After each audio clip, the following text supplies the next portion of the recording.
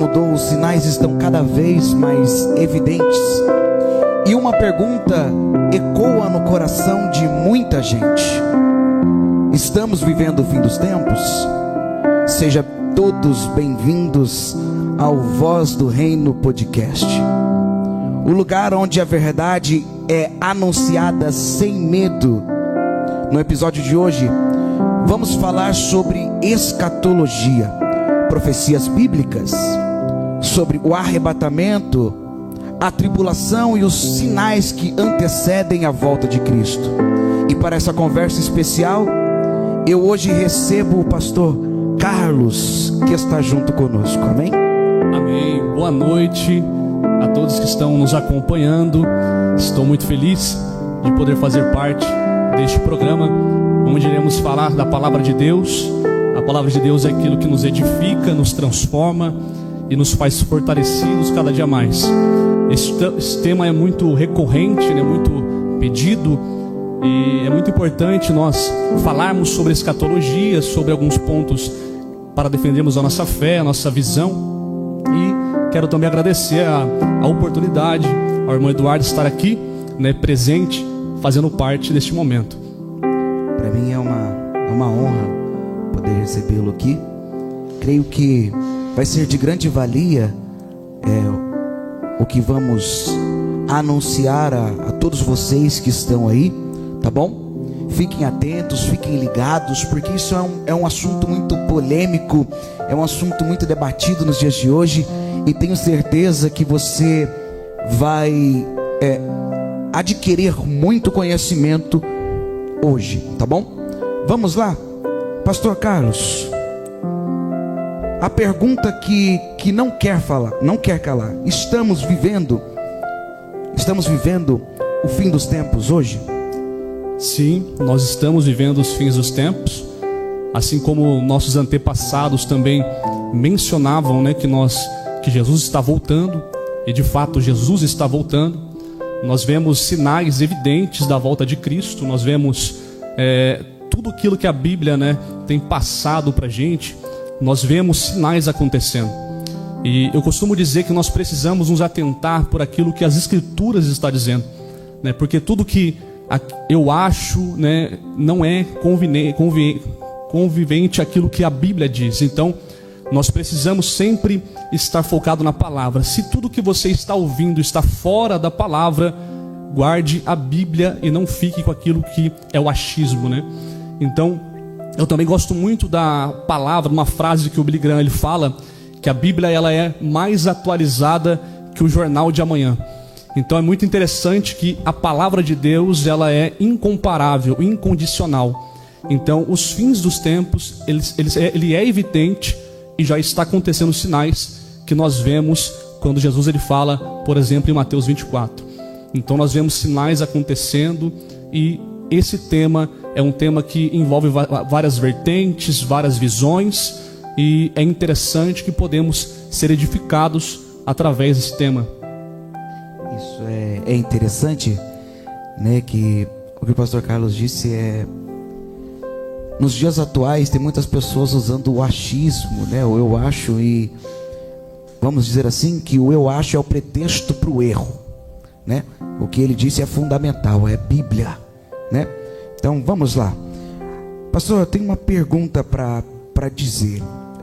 Vamos começar pelas simples, Vamos começar devagarzinho, porque escatologia é difícil. O que é escatologia? O que o tema tem ainda de tão relevante nos dias de hoje? Boa pergunta. Escatologia, ela vem da origem grega derivada de eschatos, que significa último, extremo, máximo. E a logia vem do estudo, tratado, discurso, e nada mais é do que o estudo das últimas coisas, dos últimos acontecimentos finais. Tudo descrito na palavra de Deus. E quem estuda escatologia não deve produzir arrogância teológica, mas uma vigilância espiritual. Isso é interessante. Escatologia é a junção então de duas palavras do grego. Isso é interessante.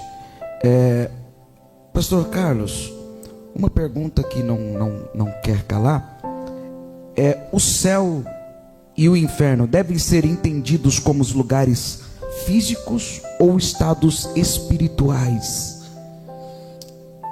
Eles devem ser entendidos também, né, como lugares ali espirituais, né, também devido ao que a palavra de Deus fala, mas o céu é real, né? O céu ele é real, ele é físico também, porque fala sobre as ruas de ouro, fala sobre as moradas. O inferno também é real, o lago de enxofre já está aguardando ali o decreto final.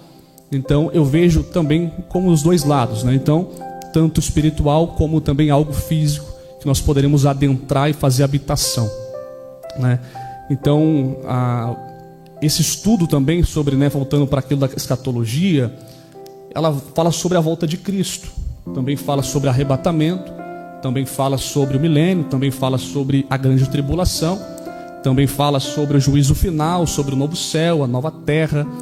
E essa pergunta é interessante, né? Muitas pessoas confundem, né, a volta de Cristo, como vai ser, confundem com algumas questões fora, né?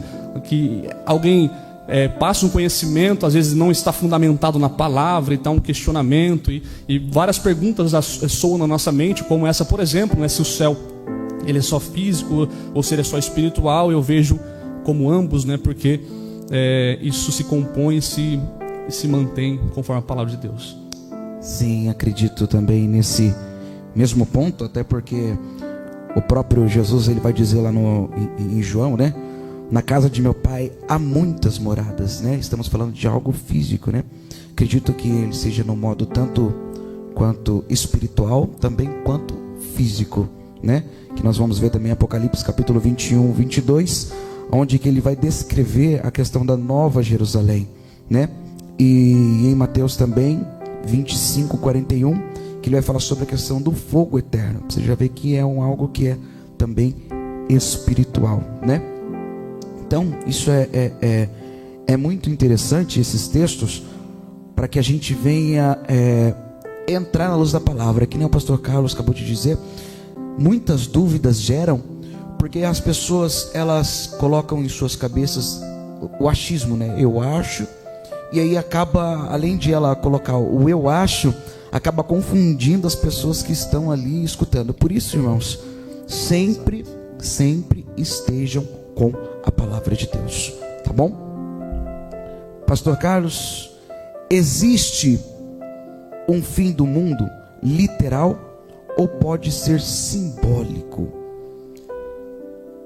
Existe algo literal, mas o fim do mundo ele é evidente, ele vai acontecer, e a gente sabe que a palavra de Deus ela fala sobre isso, e literalmente vai acontecer. A própria Escritura ela fala sobre isso, o próprio em Apocalipse fala sobre isso, né? Também em Tessalonicenses nós temos bases bíblicas que falam que o fim está próximo, o fim do mundo vai acontecer, haverá julgamento. Então sim, ele é literal. Sim, é. Então os irmãos se preparem aí. Porque também acredito nessa mesma linha de raciocínio que o pastor Carlos. Então, meus irmãos, breve Jesus vem buscar a sua igreja, queira você acredite ou não. Uma coisa que eu achei bem interessante, pastor Carlos, tem um pastor que se chama Rodrigo Silva, não sei se já ouviu falar dele. Sim. Da Adventista. Ele estava conversando com um cientista, não sei se já viu esse corte. Ele estava conversando com um cientista e ele dizendo: rapaz, eu considero você um cara muito inteligente, considero você um cara estudioso, né? Tem uma boa família e tal. E foi colocando, né, as colocações do rapaz, né, do cientista. E ele foi falando também: eu também me considero no mesmo ponto, né? Também me acho também e tal, em certo ponto. E o que foi que me chamou muita atenção é que ele disse assim para o cientista: ô Carlos, que o nome do cientista era Carlos. O nome do cientista era Carlos. Ele falava assim: ô Carlão, uma coisa que é tão interessante é que se o seu ponto de vista tiver certo, Jesus não voltar, para mim nada muda. Mas Se o meu ponto de vista estiver certo, aí você está perdendo muita coisa. Glória a Deus. Isso é tão interessante. Então, meus irmãos, para quem esteja assistindo que não acredite na Bíblia, se você pegar todos os textos, a Bíblia, de Gênesis até Apocalipse, todas as coisas que foi dita ali, que nem foi dito pelo nosso pastor Carlos de Billy Graham, tudo está acontecendo. Tudo está acontecendo. Então a Bíblia, ela é muito mais atualizada que o jornal de hoje e o jornal de amanhã, que ainda vai acontecer. Tá bom? Pastor Carlos, vamos lá. Eu também acredito nessa linha da questão do ser, de ser algo literal, né? Acabei de dar algumas menções. Segundo Pedro 3:10, ele vai dizer sobre os elementos de dissolvção, né? Dissolvção. E também Apocalipse capítulo 21, versículo de número 1, vai falar sobre os novos céus e nova terra. Mateus 24:29, o sol escurecerá e as estrelas cairão, né? Isso aí eu vou deixar pro pastor Carlos dando as referências pra gente aí, tá bom? Pastor Carlos, estamos vivendo sinais dos fins dos tempos hoje? Sim, nós estamos. Mateus 24, Jesus está respondendo a perguntas dos discípulos, e ali ele começa a falar sobre o fim dos tempos, ele fala sobre a sua volta, ele começa a falar também sobre os sinais proféticos. E eu acho interessante que quando Jesus começa a falar dessas coisas, ele causa um certo espanto no povo, né? Quando a gente fala de fins dos tempos, chega daquele friozinho na barriga, né? A gente fica aquele frio na barriga pensando, e agora? Né? Na igreja é muito pregado isso, examine-se, né? Pois o homem é si mesmo.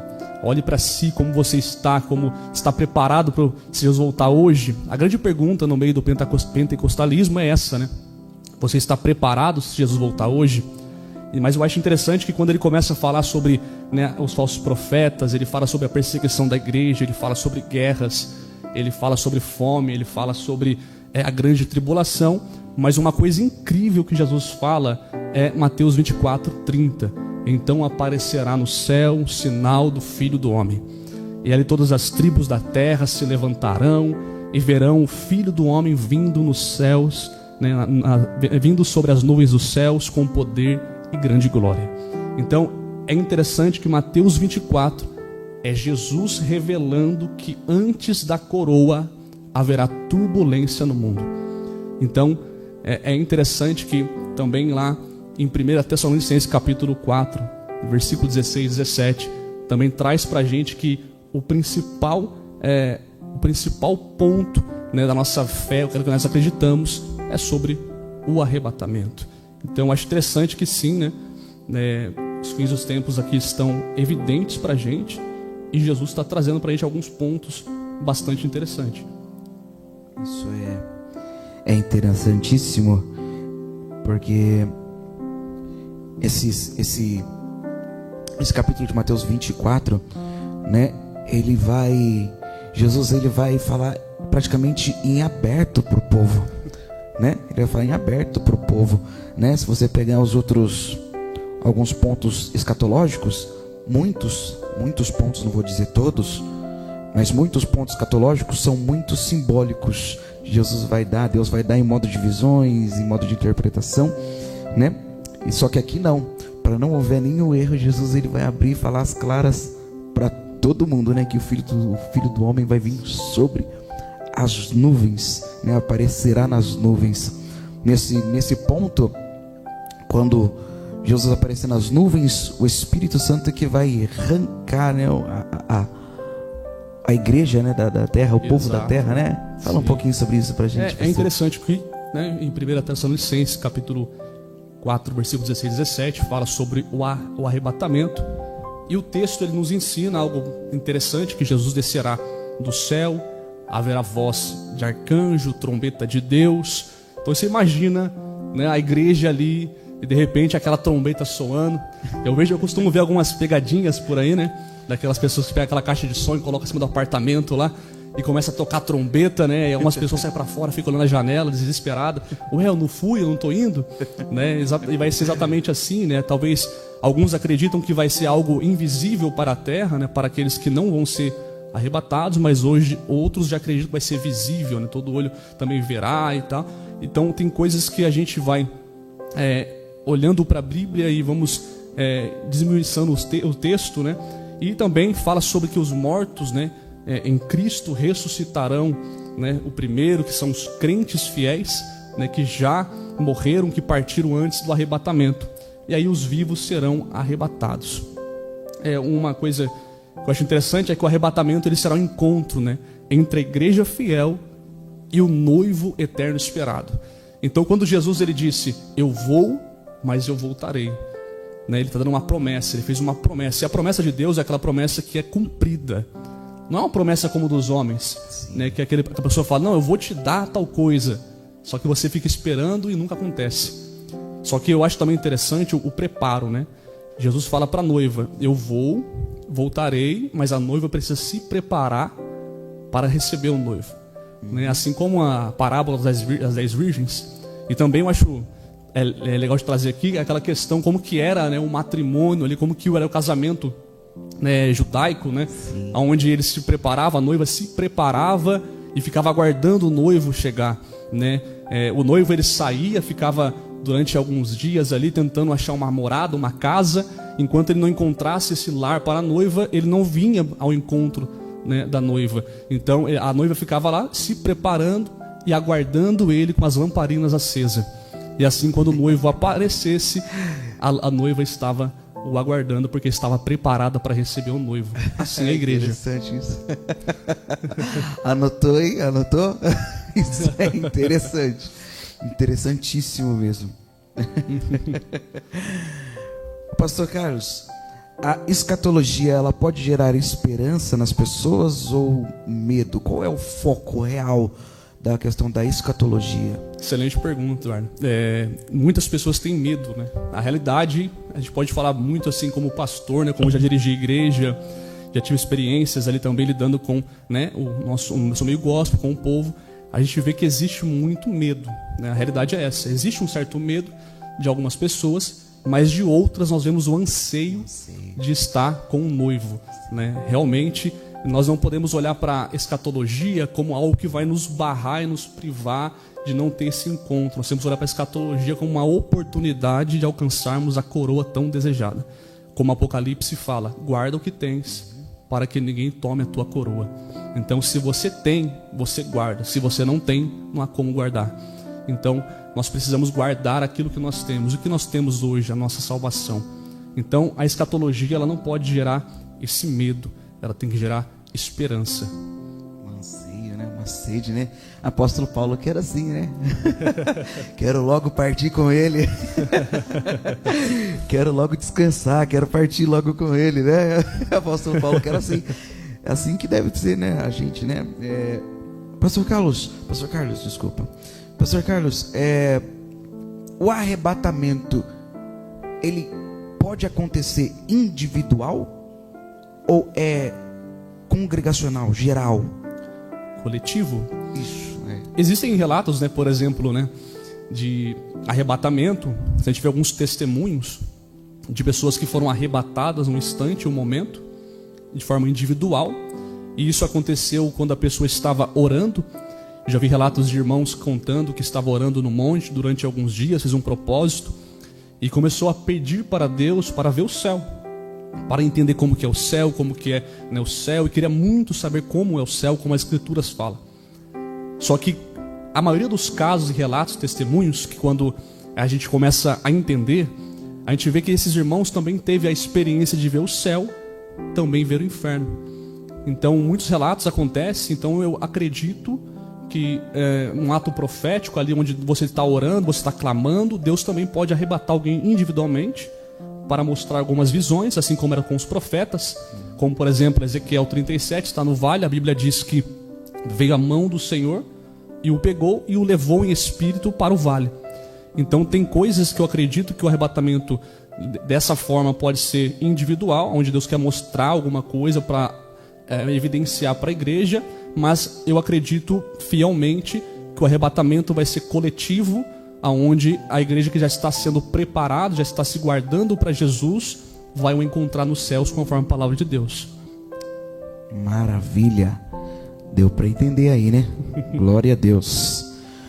Pastor Carlos, o que é grande tribulação? A grande tribulação, tem muitas pessoas que se perdem nisso, né? ela é o período mais sombrio, né, da humanidade. Então a gente sabe que a grande tribulação, como o texto básico que acabamos de citar, Mateus 24, aí o versículo 21, ele fala: porque haverá então grande aflição, como nunca houve desde o princípio do mundo até agora. Então essa grande tribulação não é algo somente de um estado, de uma cidade ou de um país, é algo mundial.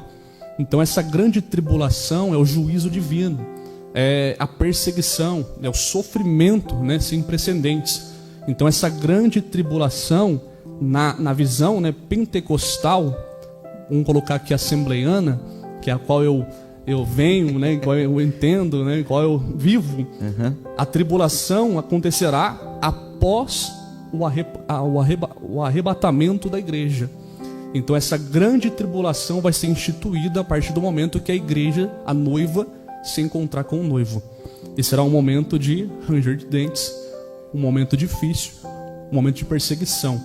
Eu acho que é válido trazer também, se a gente começar a olhar um pouquinho agora para o Estado hoje, colocando a geopolítica, colocando como, né, visando assim os países, nós temos um mapa que foi apresentado, inclusive, acho que foi na minha igreja, a nossa igreja, onde eu vi uma questão muito interessante, aonde está instituído mais as perseguições.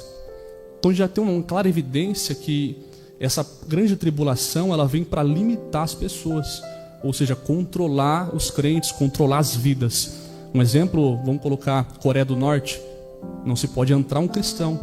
Se descobrirem que um cristão está ali, esse cristão ele pode morrer.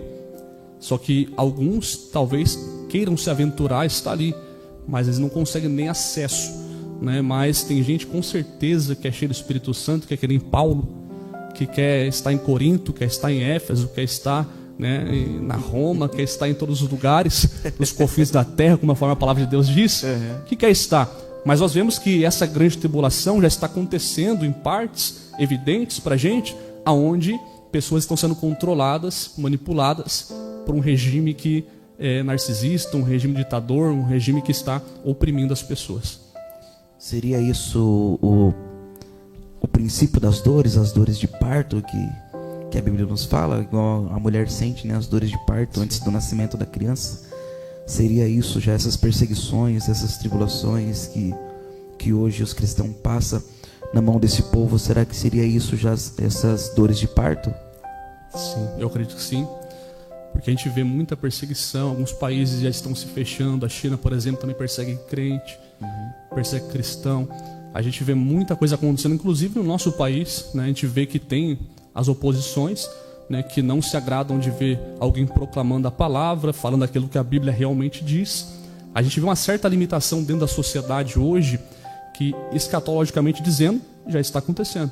Então a gente vê algumas coisas acontecendo, né, onde, por exemplo, dentro do Senado, dentro do Congresso, a gente vê essa perseguição já acontecendo, né? Hoje você não pode mais, dentro de uma empresa, por exemplo, você falar um pouco de Cristo, ou você falar alguma coisa fora. Você percebe que tem umas certas limitações, não que você tem que pregar, tá, irmão, dentro da empresa, né? Porque a gente sabe que tem, né, limitações, a gente tem que também estar ali para trabalhar e tudo mais, mas há uma perseguição sim se instituindo. Inclusive eu passei momentos assim dentro de uma empresa, né, onde eu sentei para almoçar e pessoas, sabendo que eu sou pastor, estava dizendo: não gosto de pastor, eu não gosto de igreja, igreja abre mais do que adega. Então eu comecei a falar dessa maneira. Então a gente percebe que sim, realmente já está instituído, né, essas dores de parto, a gente já está sentindo. E um ponto assim, 2 pontos, né? Um ponto seja triste e um ponto seja bom. Porque é um ponto que seja triste, que você vê que as pessoas, elas não têm trava na língua, não para, todo momento, a qualquer ponto, elas vão de qualquer jeito tentar te atingir, né, te parar, né? Isso aí já passei também por várias vezes, já também em trabalhos também, que Vou falar para você, só o sangue do Cordeiro mesmo para nos dar graça. Verdade. Só o sangue do Cordeiro. E um ponto que é bom é que a profecia da Bíblia ela está se cumprindo. Exatamente. Né? A profecia, a palavra do Senhor, ela está se cumprindo referente a isso. Então acho que é um ponto que não sei nem se posso dizer que é bom, né? Vamos lá, pastor Carlos. Uma pergunta que você já meio que já respondeu, mas acho que seria até bom a gente detalhar esta pergunta. O arrebatamento, no seu ponto de vista, ele acontecerá antes, depois? Tem gente que acredita que é no meio, né? Que é o meso, né? O meso, né? É o pré, o pós e o meso, né? Qual é o seu ponto de vista nesta linha teológica? Bom, meu ponto de vista é ser pré-tribulacionista, né, onde eu acredito que a igreja não passará pela tribulação. E eu acredito porque a Bíblia fala: se você guardar a palavra, eu te guardarei do dia da angústia. Então eu acredito que a igreja não passa pela tribulação, né? Alguns acreditam, algumas vertentes da teologia, né? Algumas vertentes ali falam, né? Como, por exemplo, o pré, o pós e o meso, né? Então o meso é aquele que está no meio. Alguns acreditam que vão ser arrebatados durante a tribulação, e outros acreditam que vão ser pós a tribulação. Então alguns acreditam que a igreja vai passar pela tribulação, e outros acreditam que não. Eu guardo, né, aquilo que eu acredito e confio, conforme base bíblica, conforme a Escritura, que a igreja ela não passa pela tribulação, e ela se encontra com Cristo nas nuvens antes da tribulação. Maravilha. Isso é tão interessante que tem o reverendo Napoleão Falcão. Ele diz bem assim, ó, que Apocalipse capítulo de número 3, né, ele vai dizer que como guardar essa palavra da minha paciência, eu também te guardarei da hora da tentação, né? Se fosse para a gente estar passando por este período tribulacional, ele não estaria mas ele estaria na hora da tribulação. Exatamente. Né? Se a gente pegar também Apocalipse capítulo de número 4, versículo de número 1, se não me falha a memória, João ele vai escrever, está escrevendo o texto, e a palavra vai dizer que o Senhor vai dizer para ele assim: subcar, né? Arrancado, tirado, vir para cá. Então, se você pegar para você ver, já não tem ali mais a igreja ali, né? Ele vai falar sobre ele vai ver uma porta aberta que está em Mateus 3, desculpa, em Apocalipse 3, e já no capítulo de número 4 ele vai ver essa porta que está aberta lá no céu, né? Então aí Jesus diz para ele, né, o anjo diz para ele: subi cá, e ali ele vai começar a ver, escrever as coisas, né? Referente a isso, se não me falha a memória, do capítulo 4 em diante ele já não tem mais anunciamento, pronúncia da igreja, né? No capítulo 1 a igreja é introduzida, 2 e 3 ali é mencionada, no capítulo 4 é arrebatada e já não tem mais igreja. E a igreja acho que apareceu no capítulo de número 19, né? Se não me engano, nas bodas do Cordeiro, né? Até porque lá também, Tessalonicenses capítulo de número 5, versículo de número 9, vai dizer que Deus não nos destinou, travou a língua aqui, destinou para a ira, né? Fala um pouco sobre isso, pastor, pra gente. Deus ele não nos destinou para a ira, né? Porque Deus ele tem uma relação com a igreja, conosco, e ele vai nos prever. O maior sacrifício já foi feito na cruz do Calvário. A Bíblia fala: se a gente crer, se batizar, seremos salvos. Quem não crer será condenado. Então, o maior ato de amor já foi feito por nós. Então, não há, né, por que se preocupar. Deus não nos fez para ira. Quando Ele fala isso, é porque Ele está nos guardando, né, da hora da angústia. Porque Ele não quer que nós passamos pela tribulação, acreditando que nós estamos guardando as Escrituras, a palavra de Deus. Em Mateus 24, 27, é bem interessante de enfatizar, que fala como o relâmpago sai do Oriente e se mostra no Ocidente, assim será também o arrebatamento. Né? Também Mateus 24, 44, porque a hora em que não penseis, o Filho do Homem virá. Isso é muito forte.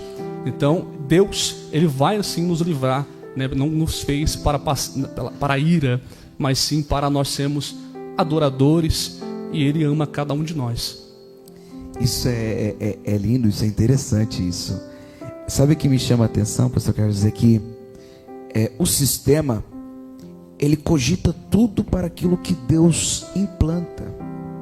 O sistema, posso até ser cancelado por isso, mas eu tenho que falar. O sistema, ele vai tudo ao contrário pelo que Deus implantou.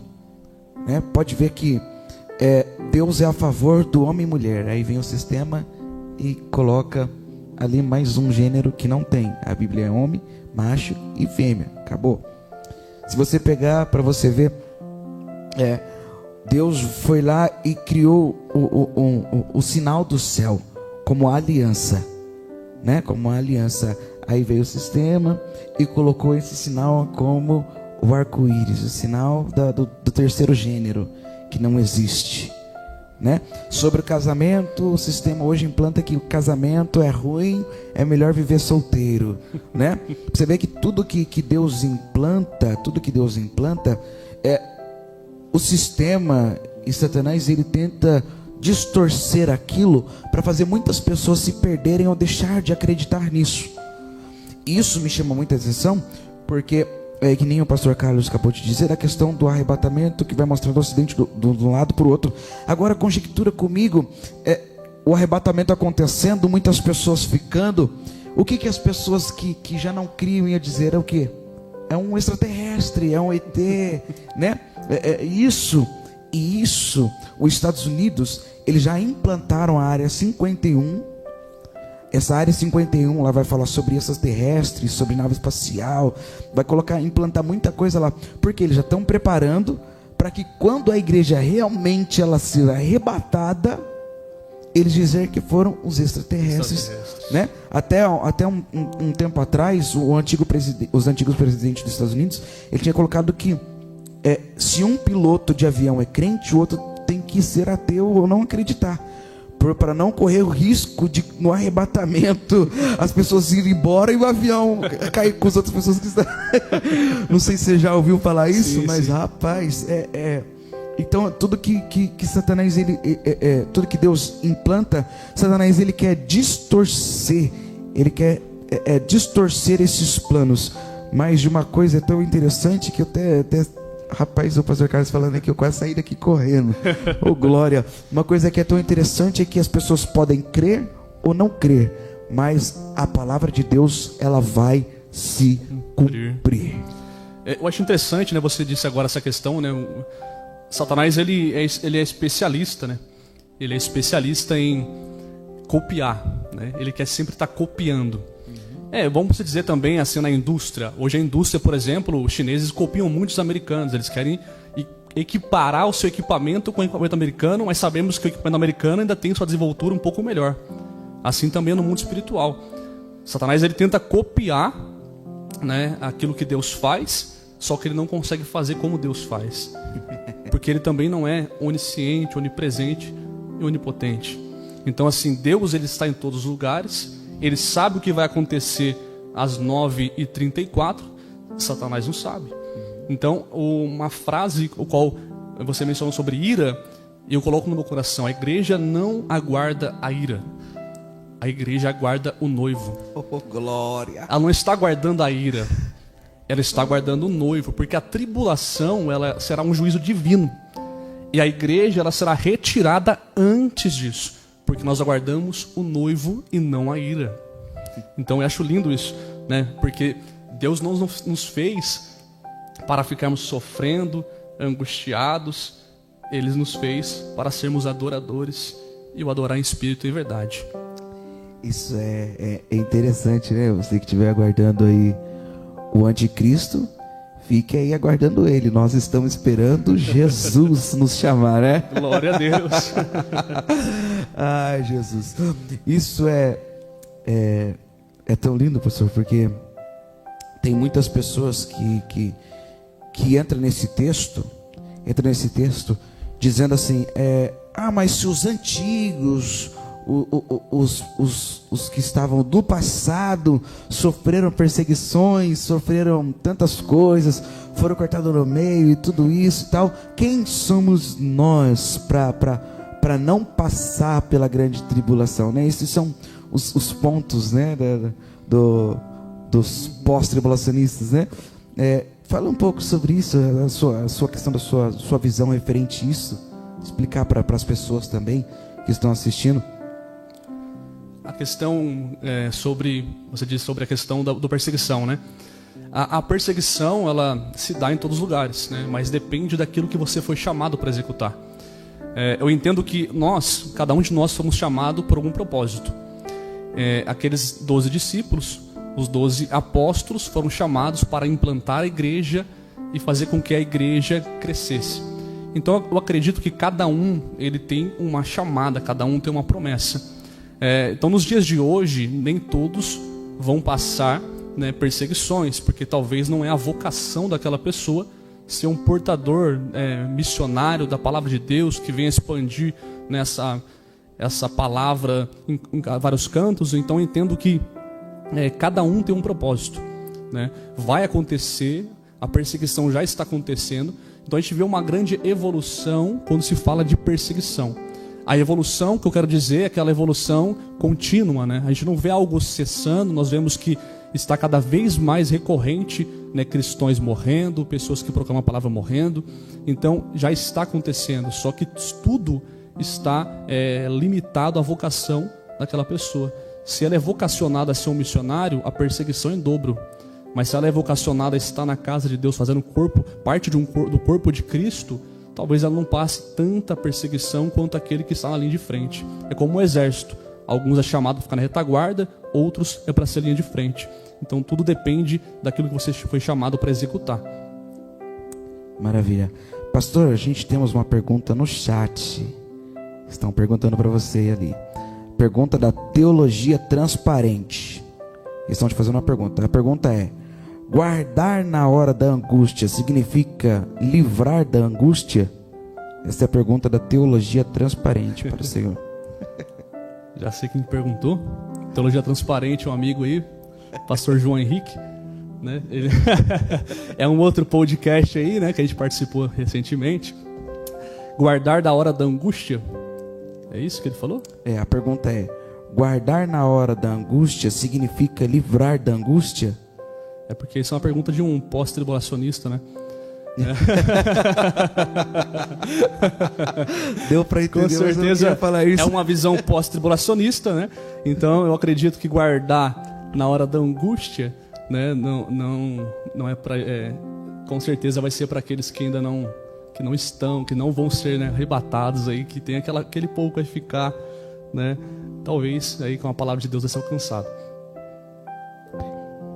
Vamos lá. As nossas irmãs também que hoje estão nos acompanhando aqui no podcast também tem uma pergunta para fazer para os irmãos. A primeira pergunta é da missionária Leila, isso? Fique à vontade, tá? Boa noite, a paz. Eu gostaria de saber qual é o maior marco que Deus nos deixou através do estudo da escatologia. Boa pergunta. O maior marco que eu acredito é a volta de Cristo, né? Ele disse que ele vai buscar a igreja.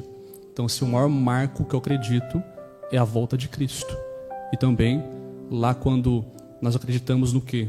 Jesus ele vai vir buscar a noiva e depois ele vai voltar com a noiva, né? E vai ter, né, o grande trono, né, depois o grande tribunal, onde vai acontecer.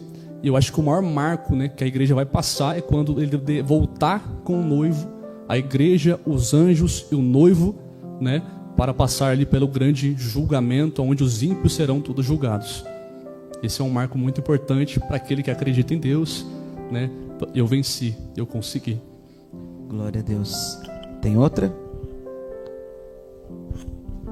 Eu queria saber o que é o milênio. Milênio? Boa pergunta. Deixa eu entrar aqui nos estudos. O milênio são os 1000 anos, né?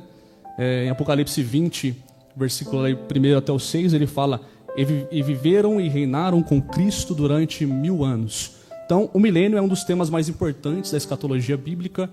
Ele traz um fundamento muito interessante, uma visão, né, que o milênio ele é literal, ele é algo futuro, ele é algo terreno, também é governado por Jesus. Então, o milênio vai ser quando Cristo vai instituir ali o seu reinado, aonde ele vai se assentar no trono de Davi e ele vai reinar sobre a terra.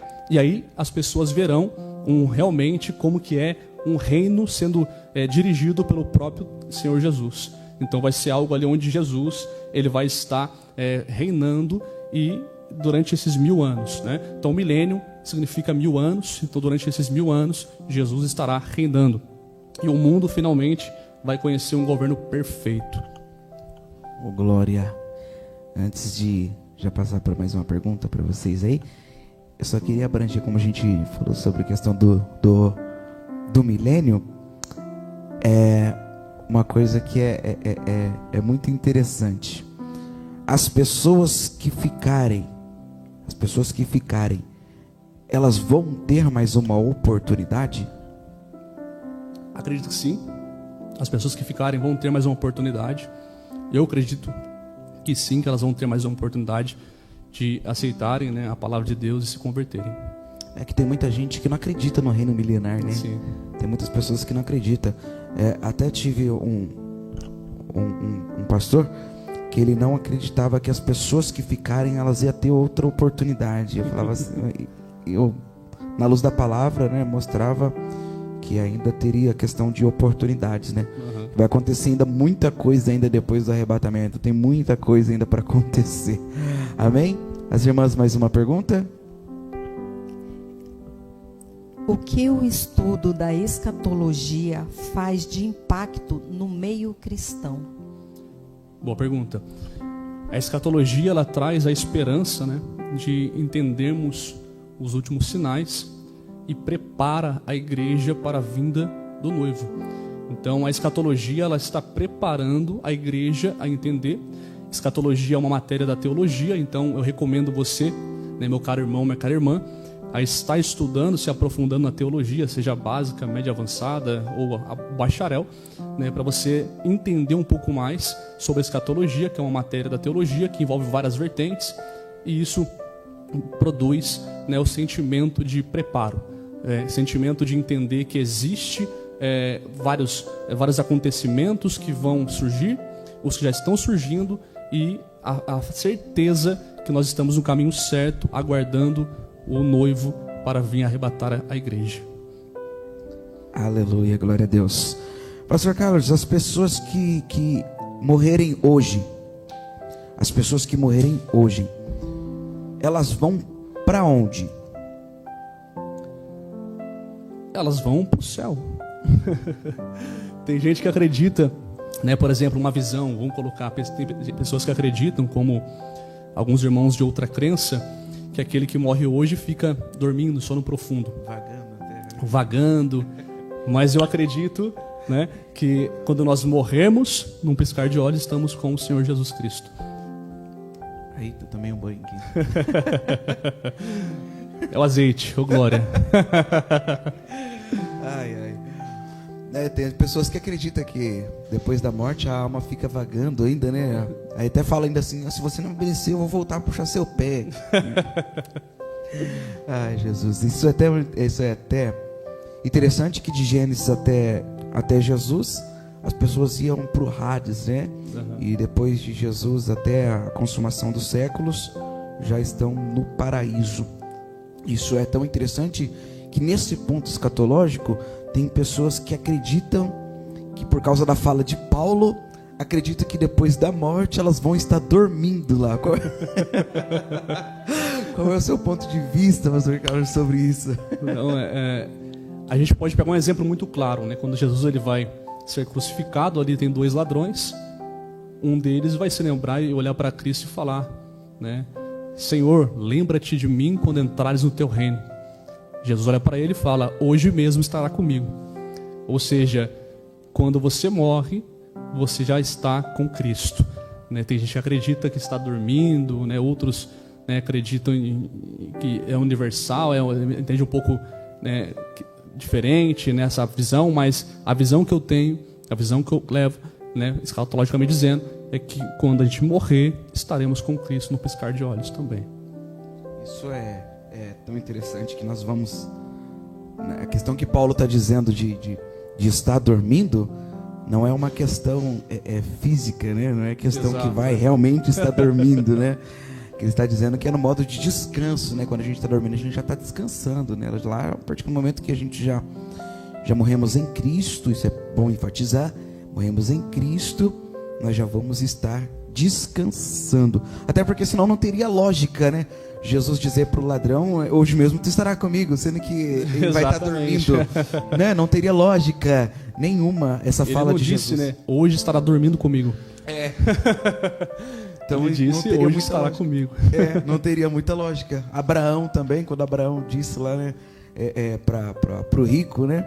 Lá já tem os profetas, né? Já tem o povo pregando, né? Se você não acreditar, não vai adiantar nada um morto voltar lá para falar. Então você já vê que as pessoas ali não estão dormindo, né? Elas já estão sentindo tudo que para onde ela foi designada, né? O que me chama a atenção é sobre as 2 testemunhas. Fala um pouco para a gente. Tem muitas pessoas que se perdem, né? Não é que se perdem, né? A pessoa às vezes ela tem uma visão mais, não sei se eu posso dizer assim, mais rasa referente a esse ponto. Eu queria que esclarecesse um pouco para a gente, para os irmãos que estão aí, o seu ponto de vista referente às 2 testemunhas. Bom, as 2 testemunhas são figuras proféticas, né, que anunciam ali a mensagem de Deus durante, deixa eu pegar aqui agora, 1260 dias, né, conforme um estudo que eu fiz. Vestidas de pano, de saco, né, com autoridade de ferir a terra com pragas. Elas são mortas pela bestas, mas ressuscitam após 3 dias e meio subindo ao céu, né? Essa é uma visão adventista, né, uma visão, né, talvez a adventista, por exemplo, ela traz essa visão como o grande conflito, né, mas Moisés e Elias interpreta literalmente como a associação de 2 profetas baseados em seus poderes, né? Não sei qual é a sua visão sobre isso, mas a interpretação que eu tenho que representa a igreja e o outro grupo representa os fiéis que pregam a verdade. Então um lado representa a igreja e o outro representa os fiéis que pregam a verdade. Sim.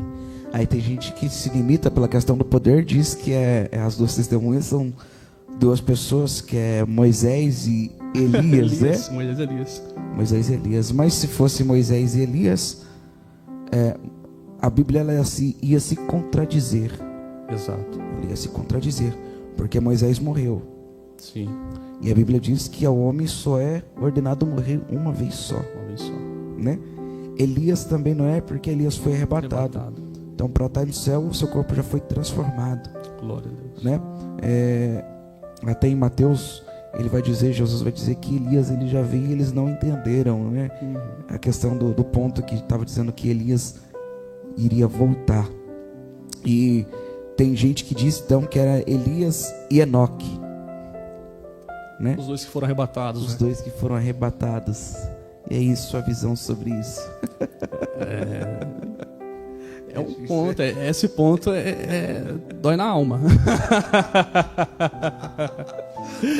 Mas a minha visão é que é a igreja e o povo de Deus, né? Para mim, as 2 testemunhas, uma é a igreja e o outro é o povo de Deus, e um grupo de fiéis que pregam a verdade e outra é a igreja, né? Essa é a visão que eu tenho e que levo comigo. Não acredito que é Elias nem Moisés, que conforme não seja literal 2 pessoas. Não são literais, né? É mais alegórico, né? Então acho que acredito que é mais a igreja e o povo de Deus que prega a verdade. Interessante. Isso é um ponto bom da gente da gente esclarecer, porque tem bastante pessoas que têm bastante perguntas referente dessas duas testemunhas, né? Tem pessoas que perguntam pela questão dessas bases dessas 3 pessoas, né? Já até ouvi, já até outras teses também, mas essas daí eu já até descarto, né? Vamos colocar assim, né? Que a gente até descarta, até arranca já fora, né? Do papel. Uma pergunta que eu queria fazer é: qual é a diferença entre o juízo final e o tribunal de Cristo? Tem diferença, não tem diferença? E quais são as diferenças? Perfeito. Juízo final, né, e o tribunal de Cristo, depende muito na questão, né, porque nós falamos sobre a parte, por exemplo, Apocalipse 20, versículo 11 e 15, ele fala, né, sobre também o grande trono branco. Então o juízo final, ele é o momento que Deus ele vai julgar toda a humanidade com perfeita justiça. Para mim, o juízo final e o grande tribunal é a mesma coisa, né? Porque assim, o juízo do grande trono branco, por exemplo, é o juízo depois, né? Nós estamos passando, né, aquele que vai ser arrebatado, por exemplo, já está passando por um juízo, né? Vamos colocar entre aspas, aquele juízo de você ser aprovado a você se encontrar. Se você foi arrebatado, quer dizer que você realmente passou, né, viveu ali conforme as escrituras diz para você viver. Mas eu não vejo uma grande diferença, né? Eu acho que são a mesma coisa. Não sei qual é a sua visão nessa parte, né? Sim. A gente temos uma pergunta aqui no chat. Mais uma, pastor. Pergunta da Palavras, isso? Isso. O crente deixou de lado a escatologia? Deixou. Se nós olharmos hoje para o nosso meio gospel, né? A gente percebe que hoje não se prega mais a verdade, né? Há um déficit muito grande dentro das nossas igrejas, onde não se está mais mencionando a verdade da palavra de Deus. Porque a verdade, ela dói, a verdade machuca, né? E quando a gente fala sobre pecado, a gente fala sobre correção, a gente fala sobre, né, a autoridade ali que a gente temos colocado de Cristo, né, sobre a igreja, isso causa um pouco de espanto, um pouco de receio nas pessoas. Chega a incomodar, né? A gente percebe, e o incômodo ele é natural na vida de um crente, né? Como o Paulo, por exemplo, tinha um espinho na carne, um mensageiro de Satanás, né? Ele era acusado a todo momento. Alguns pensam que é uma doença, uma enfermidade, mas eu acredito que era um mensageiro, alguém que ficava acusando ele o tempo todo, o falso profeta, algo do tipo, aquela perseguição. Então a escatologia ela tem sim sido limitada dentro das nossas igrejas e não tem se aplicado muito bem o conhecimento, né, o estudo, né, sobre isso. E sim, é algo que a igreja hoje sofre e não está executando da melhor maneira, né? Uma igreja que vive escatologicamente bem é uma igreja saudável, uma igreja que realmente está no caminho certo, na direção correta. É interessante. Sr. Carlos, falamos sobre a questão do milênio, e o que me chama a atenção é que o milênio ele vai ser a restabeleção. Deus vai restaurar a terra, né? Vai transformar a terra a certo ponto do reset, vamos dizer assim. Vai voltar no modo de fábrica lá, onde não tinha leão atrás de cordeiro, nem nada disso, né? E nesse período, o Senhor Jesus vai reinar durante 1000 anos, né? E tem gente que acredita que o galardão que nós vamos receber seria um modo de escala, né? Tem 2 pontos do modo do galardão, né? Tem um que acredita que seriam poderes que as pessoas vão receber, tipo assim, vamos dizer assim, né? Não sei se posso dizer poderes, mas uma autoridade que Deus vai dar à pessoa para ela exercer no reino milenar, né? Tem gente que acredita nesse ponto e tem gente que acredita que o galardão, né? Esse é o meu ponto de vista, que no galardão seria para a glória do santo nome do Senhor Jesus. Diz pra gente um pouquinho referente a isso, o seu ponto de vista, né? Explainar um pouquinho sobre isso pra gente. Bom, eu acredito que os galardões sim vai ter uma grande diferença, né? Porque a gente não pode equiparar nas pessoas. A gente sabe que alguns buscam muito, outros buscam pouco, mas não deixam de cumprir as escrituras. Então eu acredito sim que será algo que destaca, né? Porque a gente sabe que quando né, Apocalipse 20 ali, versículo 4, a igreja será glorificada e reinará com Cristo. Então nós sabemos que no ano do milênio, né, nesses 1000 anos, a igreja estará com Cristo também e exercerá autoridade espiritual em Cristo, com Cristo. Então eu acredito que sim, haverá alguns ali com, vamos dizer, com aquela medalha de honra um pouco diferente, né?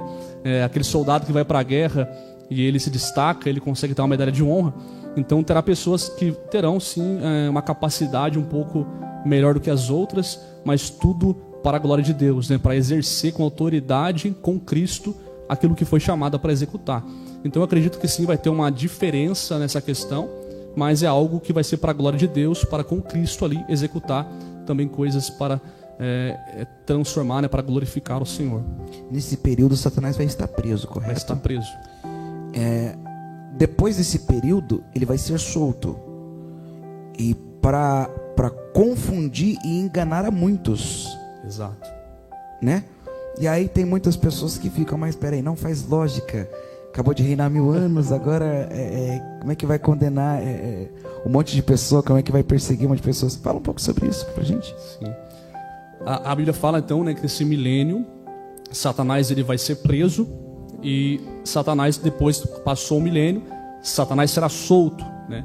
E ele será solto para fazer o quê? Enganar nações novamente, porque ele é o pai da mentira, ele é enganador, ele veio para roubar, matar e destruir. Mas Deus, Jesus vai derrotá-lo definitivamente. É uma questão, realmente é um paradigma muito grande, né? Você pensar, né? Jesus está reinando durante 1000 anos, agora Satanás está preso, porque vai soltar novamente.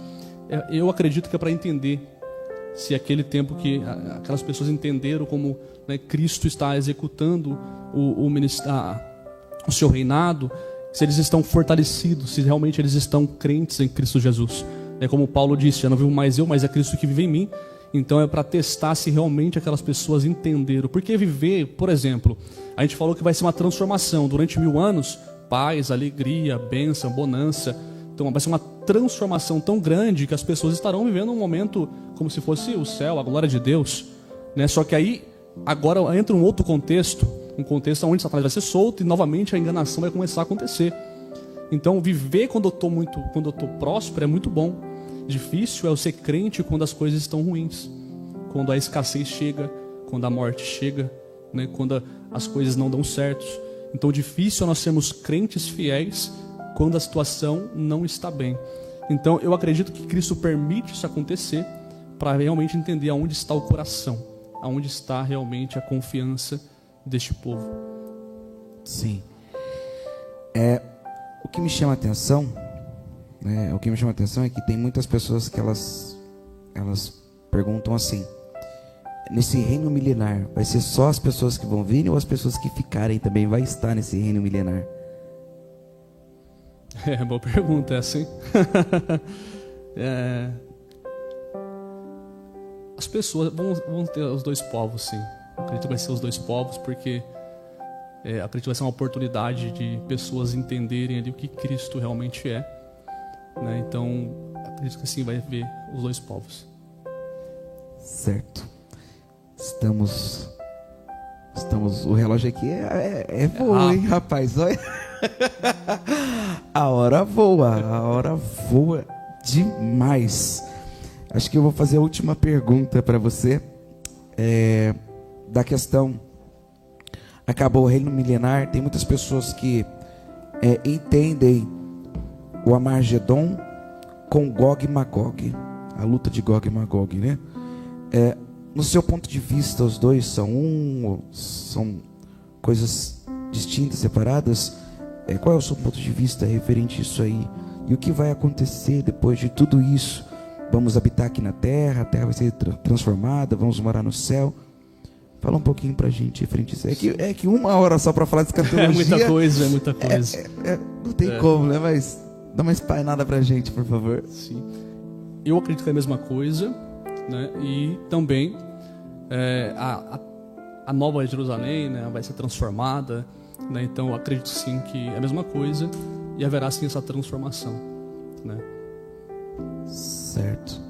a Nova Jerusalém de fato seria a habitação. Tem pessoas que pensam que até que é pessoa, sabia? Tem pessoas que pensam até que é pessoas. No seu ponto de vista, seria a Nova Jerusalém seria habitação. Isso. Habitação. Tá. As irmãs, alguma pergunta? Não? Alguma pergunta no chat? Não? Pastor, fique à vontade. Pode anunciar aos irmãos suas redes sociais, tudo certinho, para seguir você lá, tá bom? Para seguir o pastor lá. Prega aí, é difícil trazer os irmãos aqui, rapaz. Os irmãos é difícil, tem que ir um mês antes para poder trazer. Bom, fico muito feliz, muito obrigado pela oportunidade. A gente sabe que a escatologia é um estudo muito amplo, tem várias vertentes, várias crenças ali, várias teologias em cima disso. E é um tema bastante abrangente, é um tema que envolve várias partes. Eu fico feliz de falar sobre isso, um pouco do conhecimento. Ainda confesso que sou aquele que é estudioso, que sempre está estudando, sempre está aprendendo. Por mais que a gente tenha um cargo eclesiástico, a gente prega a palavra de Deus, sempre eu acredito que a gente tem que estar aprendendo, se desenvolvendo cada vez mais. Porque a palavra de Deus, ela se renova. Como assim? O modo de fala da palavra, ela vai se transformar. Há 3.000 anos atrás, por exemplo, era de um jeito. Hoje, ou 2.000 anos atrás, é de um jeito. Então, hoje é de outro jeito. Então, assim, cada etapa, cada era, a gente aprende um pouco mais, de entender. Então, a Escritura, a gente precisa imergir na Escritura, fazer uma boa exegese da palavra, para a gente poder trazer o conhecimento bíblico para os irmãos ou para a nossa própria vida. Então, eu fico feliz de estar participando. Quero deixar aqui minha rede social, é PR Carlos Ramos _ PR Carlos Ramos _ é meu Instagram, tá? Se você puder me seguir, poder estar ali compartilhando, alguma dúvida, estarei disponível para a gente poder bater um papo, conversar, É sempre bom estar trazendo conhecimento, aprendendo, agregando, Então, fico muito feliz. Evangelista Eduardo, profeta de Deus, pregador, prega muito, Pode chamar ele para pregar na sua igreja também, recomendo para você aí, pastor, pastora, uma bênção de Deus. Muito obrigado. Sou seu aluno, pastor. Te sigo lá, eu só fico lá pegando os seus estudos lá, fico só anotando. Falei, rapaz, de onde esse homem tira isso? Meus irmãos, vocês também que estão aí, tá bom? Segue a gente também lá nas redes sociais, tá? No Instagram lá, @Voz do Reino Podcast, e também no canal no YouTube, tá bom? Tenho certeza que vai ser de grande valia, tá? Logo após vai estar lá nas plataformas para vocês estar acompanhando, tá bom? Pastor Carlos, foi uma honra muito grande mesmo poder receber o senhor aqui, tá? Que o senhor possa abençoar grandemente a sua vida, a sua casa, a sua família, o seu ministério, tá bom? Que o senhor venha continuar te usando grandemente, e Pássaros de Ferro vai te levar para todos os cantos aí brevemente, tá bom? Que Deus abençoe a cada um dos irmãos e leve os nossos abraços para todos vocês, tá? Breve vai ter os nossos próximos capítulos aí, tá bom? Do podcast. Vai estar apresentando a missionária Rosane, tá? Vai trazer uma convidada especial que eu vou deixar de surpresa para vocês aí, tá bom? Fique seguindo a gente lá que vocês vão ficar por dentro, tá bom? Obrigado a todos, um forte abraço, que Deus abençoe a sua vida.